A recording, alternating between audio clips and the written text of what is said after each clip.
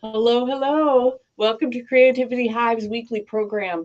My name is Miriam Haugen, and I'm part of the Creativity-Hive team. We help creatives learn to make impactful storytelling videos through one-on-one teaching and live group coaching. And our weekly hangout brings people that are either working in some aspect of motion media or maybe coaching people that are interested in making a career change, like our guest today. I am going to bring on Rosalind. Hello, Yeah. hello. Hello, Miriam. So nice to be here. So, Rosalind, you are a career coach. hmm Would that be how you would primarily describe yourself? I would describe myself as an executive leadership and transition coach. So I help people going through life and career transitions. I find those milestones are really tough to go at it yourself.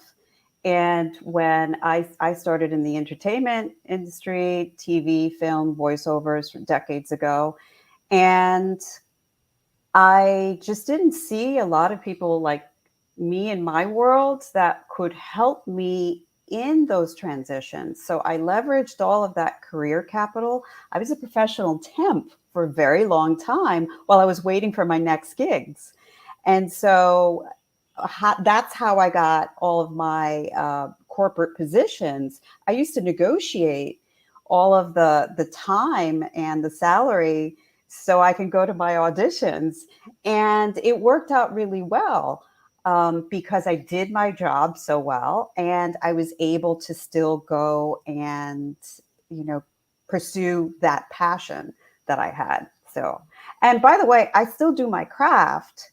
I still enjoy doing that. I still do corporate commercial campaigns and children's audiobooks. So it's something that I enjoy. It's not something that I just left behind.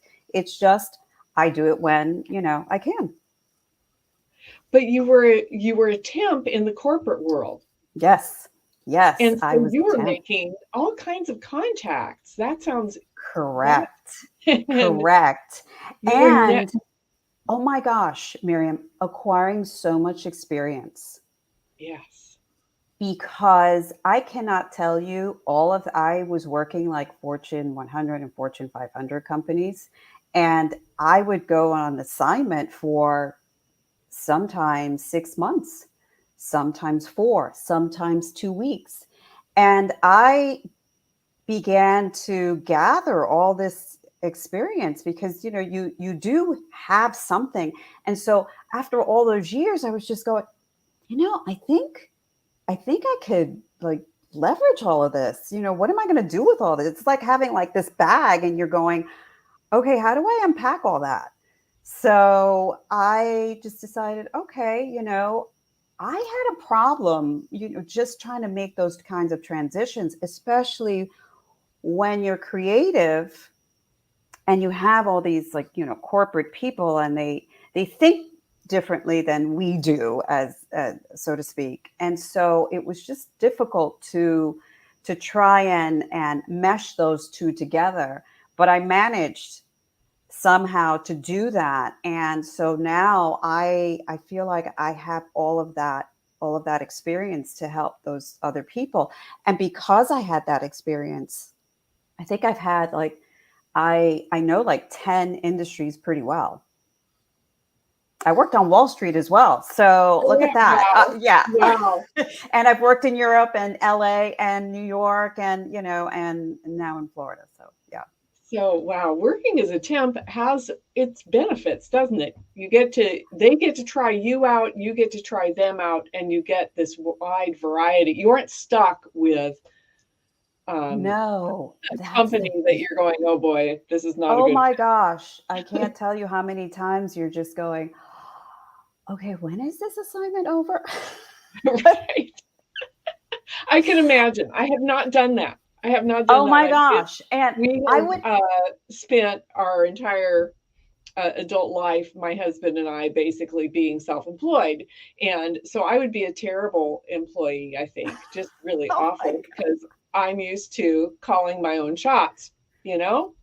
And again, that's like having someone, because I was just about to bring up the story about, I had one temp agency, and they called me up for this assignment, and they said, okay, well, I'm not sure how long you're going to last. And I was just going, well, what are you talking about? And they're like, well, client's a little difficult. And I went, okay, we'll see. I had enough experience at that time to handle anything that came my way. And guess what? I handled it beautifully, and I actually got the position eventually. Uh-huh. And I was there for a while. So, I think even having those kinds of experiences gives you the opportunity to be with other people that you're not used to. Absolutely. Oh, that is so cool. Um, yeah, so they tried you out. They went, my gosh, this lady's phenomenal. We need to offer her a job. Yeah, well, I ensured, especially that, um, when they knew what your kind of background was, that we could have like that reputation of, oh, a little flakiness, and I'm like, oh, no, no, no, no, no, we're not doing that. I made sure that whatever they wanted me to do in 8 hours, I can do in 6. And that's how I had a reputation in all of the agencies that I was signed up with. So that really created the momentum for me to continue. And all of those references that I Neat. got along the way. Yes.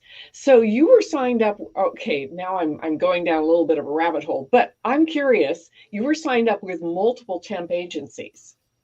Correct. Because, being in LA and New York, it's full of companies. So I always wanted to ensure that I always had a temp assignment after either coming off an episodic, or having, or coming off of a theater gig. Sometimes the theater gigs can run, a month or 2 months or something like that. So I would go down the list of calling. I had at one point, I think I had well over 10, 15 agencies that I had the phone numbers and I was signed up with. And I never was without an assignment, ever. Wow.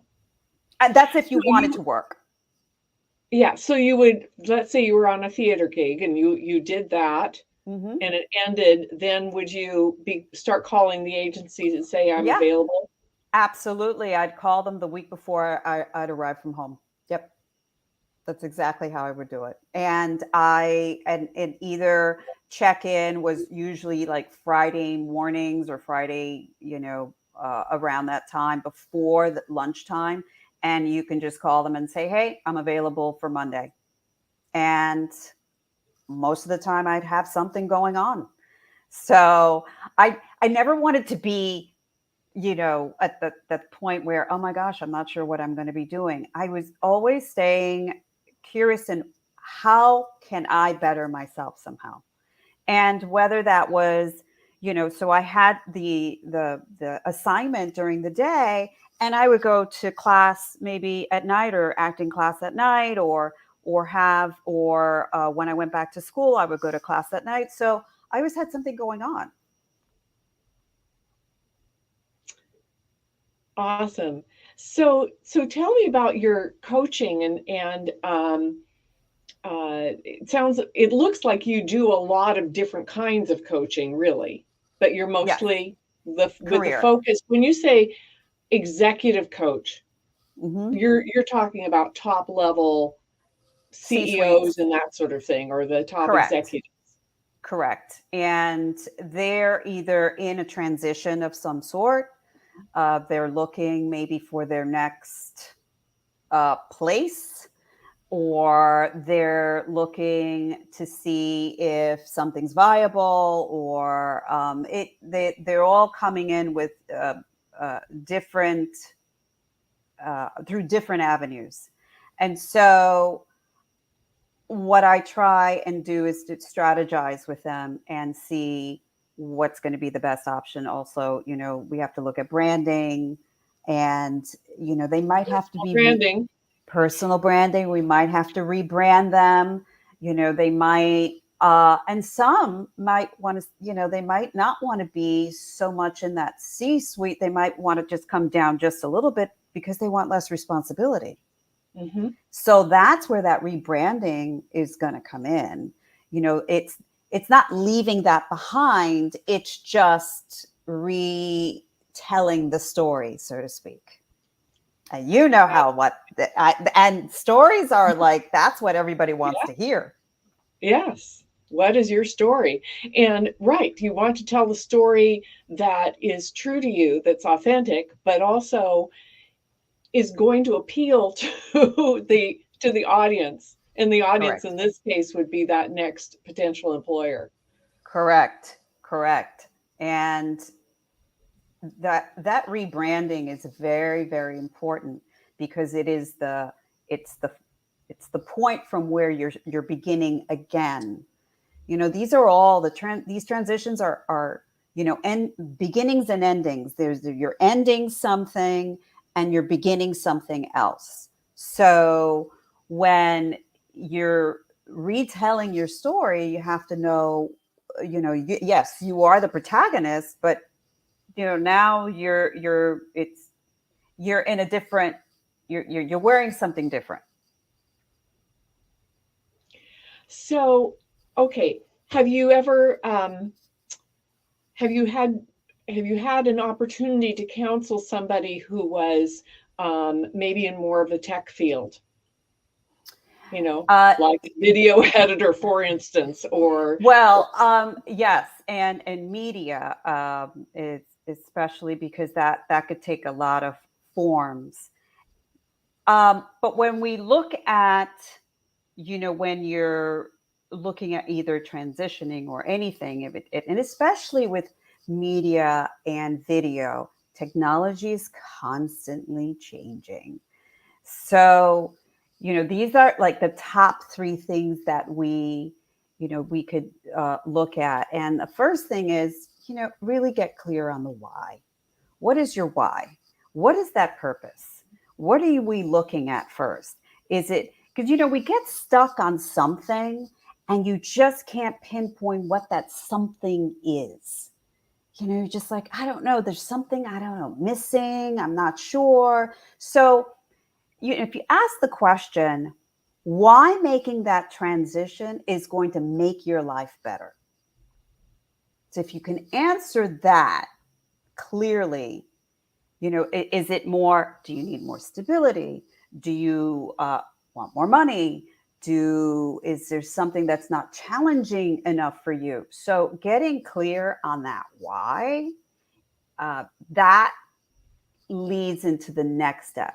Once you get that down, you reach out to all those people, to your network, and to your network's network, because you're probably one conversation away from like your next gig, as I would say.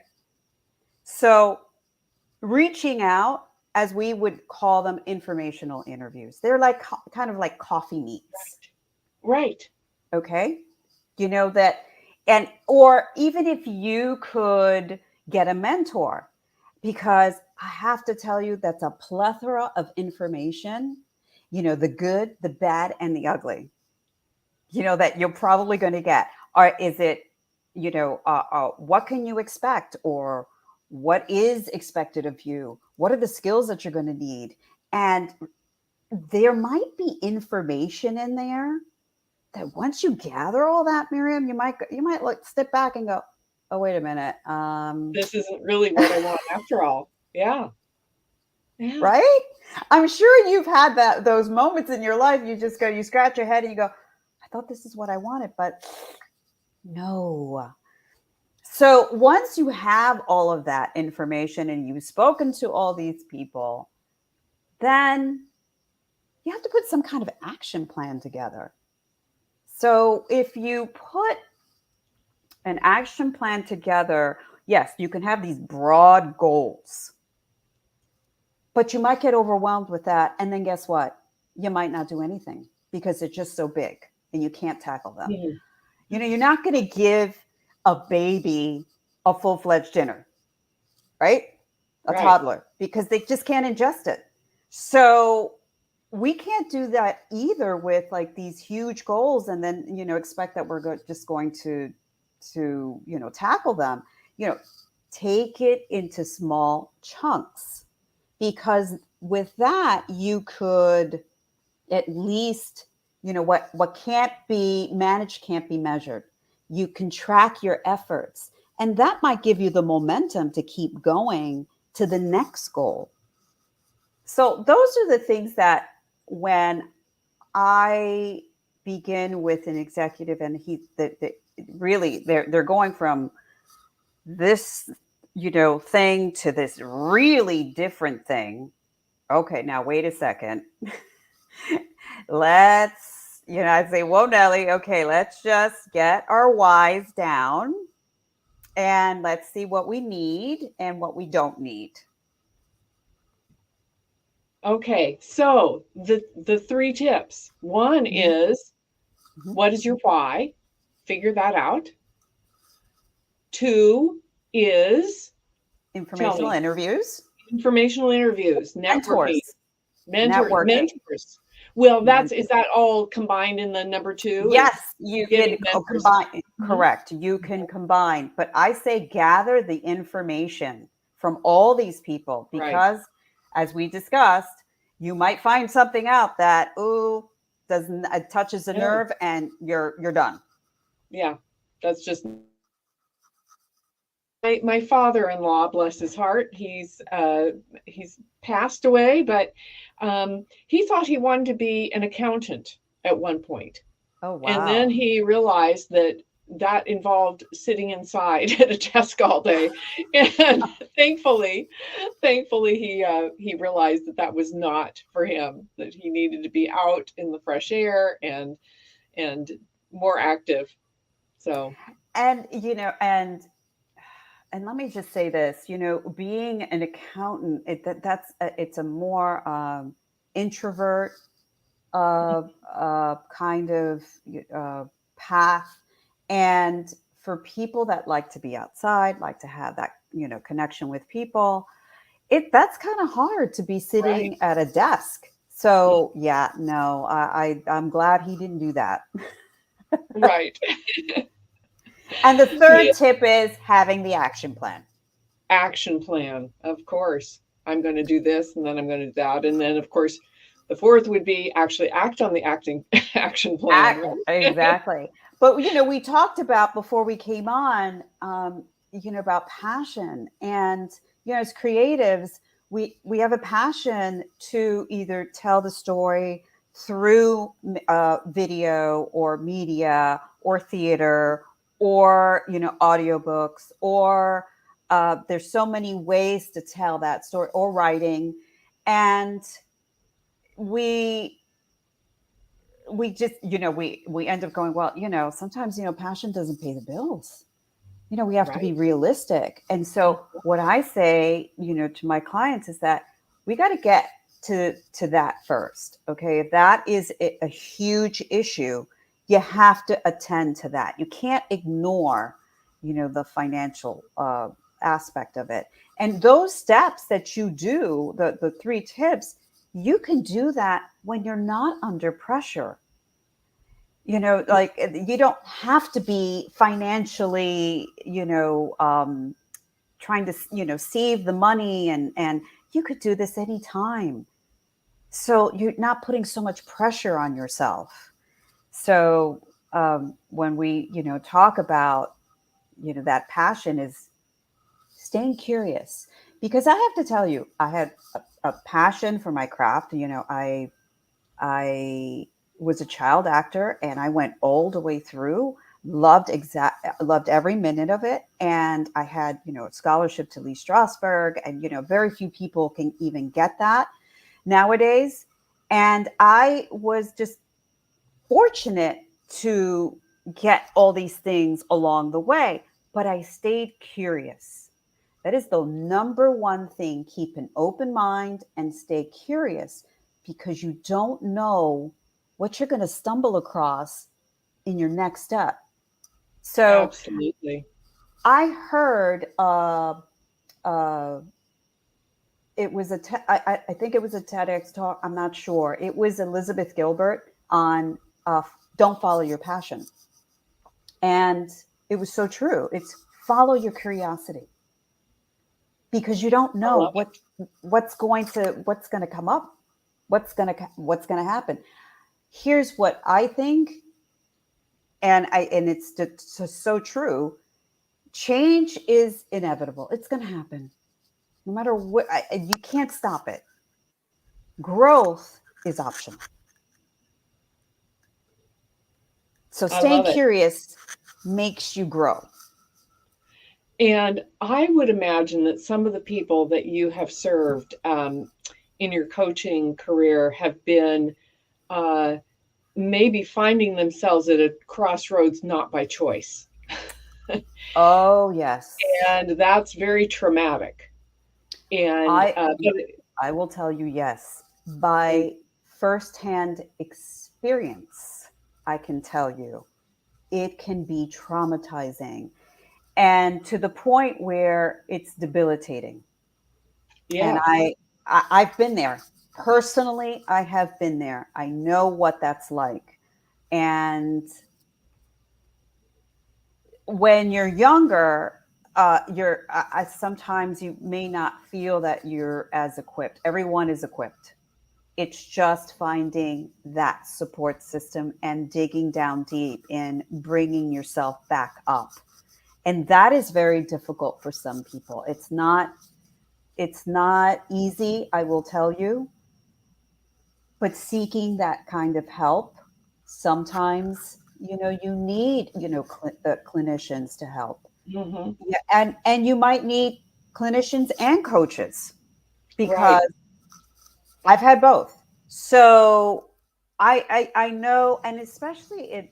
I don't know about you, Miriam, but creatively, when we take that in, I guess like so much more in the creative fields, that we You go, can wait take a it minute, personally.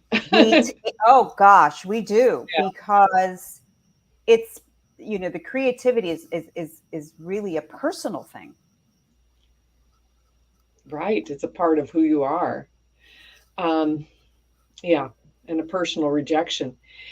I uh, I love the idea of coaching, though. I think you're absolutely right. There's a place for both the clinician, the professional counselor, getting at the emotional roadblocks and things that you may have that a coach is not, um, Well, necessarily the person. here's But the difference. But the difference with that is that the coach is moving you forward.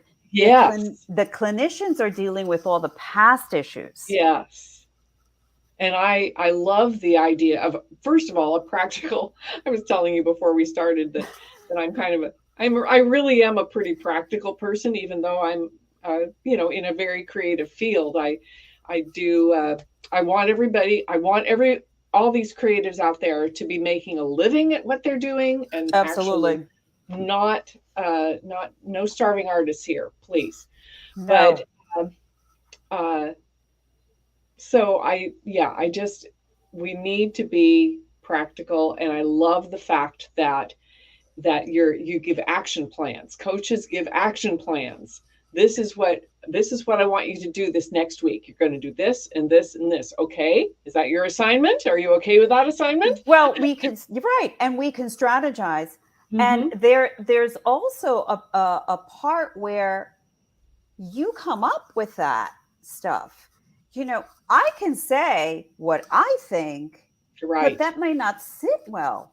So, asking Right. the coach, asking those questions to get to the place of the action plan Mm-hmm. is best, because nobody's going to know anything better than you.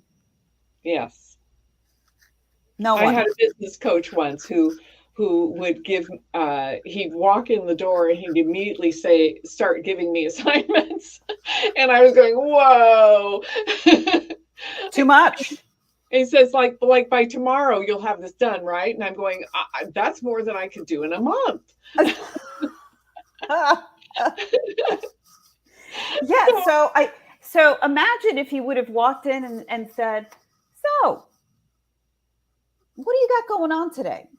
Right. What's going on? So where do you think, is that you might need help with?" And you probably start wondering, "Oh, and you know what? You probably would get, as practical as you are, you probably would have gotten to that list that he gave you, Yeah, but it would be on your time."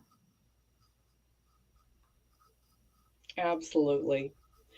Well, this has been so much fun. I love talking to you. I'm so glad that I got to meet you. And do you have Likewise.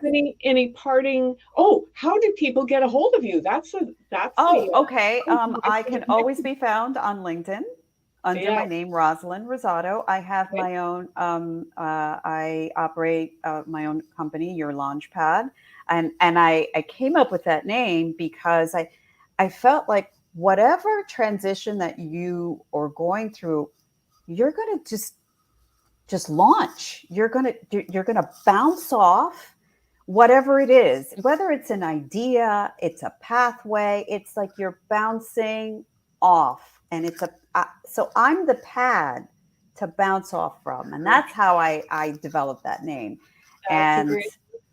yeah, so that's it. So I can be reached on LinkedIn, or my email, and that your launchpad is spelled URLANCUHPAD. So, like, kind of like if you were texting, you are launchpad.com. So You your are launchpad. bad. Yeah, your launchpad. So it's kind of like the slang version of your launchpad, like the YOUR, but it's the slang text version. So I Okay. figured, you Okay. know what, I just shorten it. And now when I text and I message, I use UR for all the URs. Well, it's a lot faster. That sounds great. I will try to put all those good links in the comments or in the description or wherever it needs to go in the various platforms here. But for joining us, Rosalind. No, thank you for inviting me. And anytime, I and maybe it wasn't as, media and video. However, this creativity is creativity, Right. and I admire all forms of it. And I want to hear more about your photography next time. Awesome. All right. Bye bye. Okay, bye bye.